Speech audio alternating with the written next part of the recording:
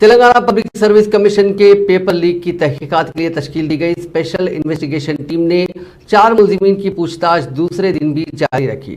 Parveen Kumar, راجشیکھر ready, L ڈھاکیا اور راجیشور نائک کو دوسرے دن پوچھ تاچھ کے لیے سی سی ایس کے دفتر سے ایس آئی ٹی کے دفتر لایا گیا۔ شہر کی ایک عدالت نے ہفتے کو 3 دنوں کے لیے 4 ملزمین کو پولیس کی تحویل میں دے دیا تھا۔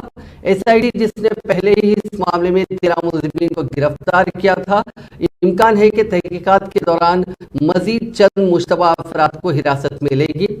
سب سے پہلے پبلک سروس کمیشن کے ملازمین پروین کمار اور راجشیکھر ریڈی کو گرفتار کیا گیا۔ 23 مارچ کو مزید 3 ملزمین شمیم، ڈی رمیش کمار اور این سریش کو گرفتار کیا گیا تھا۔ شمیم اور رمیش پبلک سروس کمیشن کے ملازمین ہیں، جبکہ سریش سابق آؤٹ سورسنگ ملازم ہیں۔ ان تینوں نے اصل ملزم کے پاس سے پرچے سوالات خریدنے کے بعد گزشتہ سال اکتوبر میں منعقدہ گروپ 1 فلمز میں 100 نشانات حاصل کیے تھے۔ ایس آئی ٹی نے 3 ملزمین کو 6 دن کے لیے تحویل میں دینے کی خواہش کی۔